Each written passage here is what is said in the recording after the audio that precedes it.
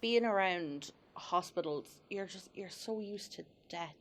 You're just like, they're not going to fit everyone up there. I think the idea of immortality is lovely because you would get to be with your loved ones forever. But it makes me feel very uncomfortable because it's not the natural cycle of life. And yet, as Catholics, we have a faith tradition that we hope for the resurrection of the body. And say, well, if ever we were to die, we were going to come back as a cow cat.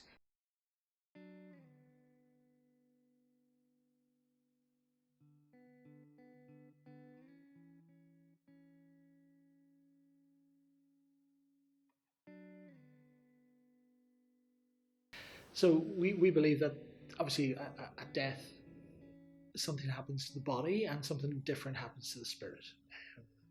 So when we're alive, body and spirit are together. They're contained together. When the body dies, the spirit is liberated to go straight to God. Now, where that is or how that is expressed is still very much a mystery. Our thought or expectation would be that the soul goes into the spirit, the soul goes into God's presence.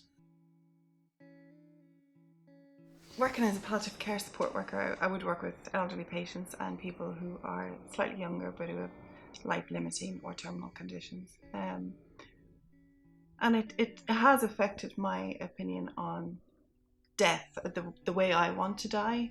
I'd like a nice, pain-free, quick death.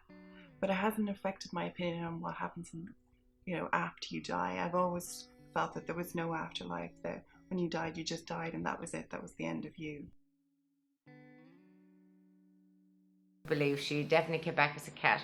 She would say that her grandmother, who was my great grandmother, came back as a dog. So my family seemed to come back as animals. But, she said when her grandmother had died, they lived out in the country and this red setter used to appear on the pillar when they had finished school, and they had to cross over a gate and go across the field. And for about, I think she said about 5 weeks or something like that, this red setter, which would be most unusual out in the middle of nowhere Mayo, you wouldn't have red setter dogs. You'd have a sheepdog, but you wouldn't have a red setter. And my great grandmother apparently had kind of reddish hair. This dog used to meet them, follow them, bring them across the field, and then disappear. And did that every day after national school for a number of weeks afterwards. So we do kind of believe that they're going to come back, or we're all going to come back in some shape or other. I believe in something, but I think everyone has to believe in something. I'd like to think, that there is some kind of dreamy afterlife. But growing up and watching, my ward was a cystic fibrosis ward, so I watched friends fade away, and I watched friends fade away and die, and there was something comforting in the fact that I could think that it was just over, that there was no coming back and having to do a new set of challenges all over again, that was just it. And it sounds morbid and dark, but it's strangely comforting to know that somewhere, I don't know where, but somewhere, that's all over.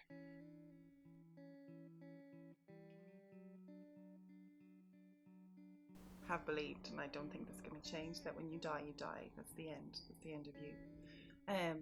But it's changed my opinions on death and what I want from my death.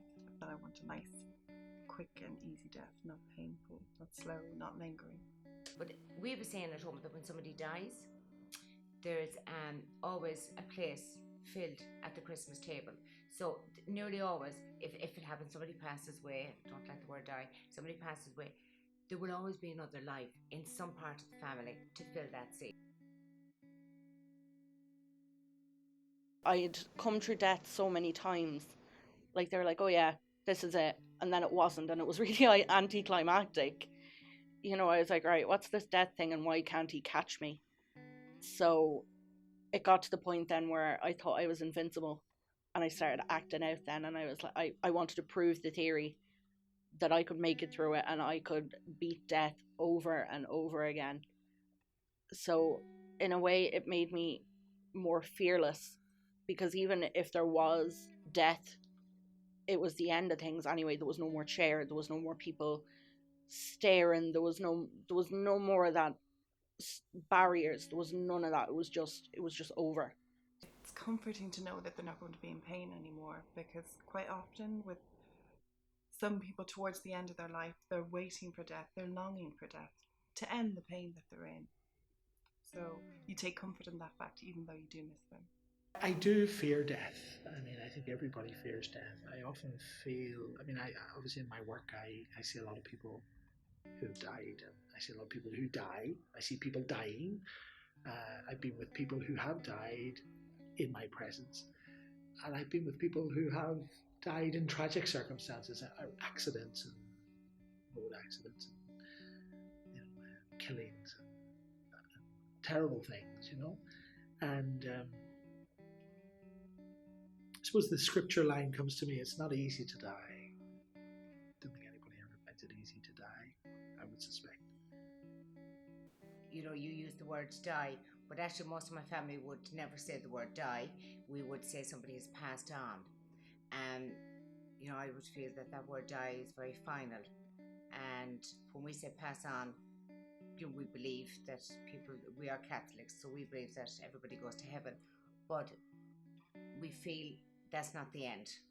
And so when you say pass on, there's always the comfort in, well, for us anyway, there's always the comfort that that person is going to come back in some form or other. And I do believe that. And, I think I have witnessed it or felt it myself, certainly. So, yeah, it's not the end. When somebody dies or passes away, that's not the end. They never leave you. They always come back some other way. They're with you in some other form. But no, we wouldn't say die. I don't believe that.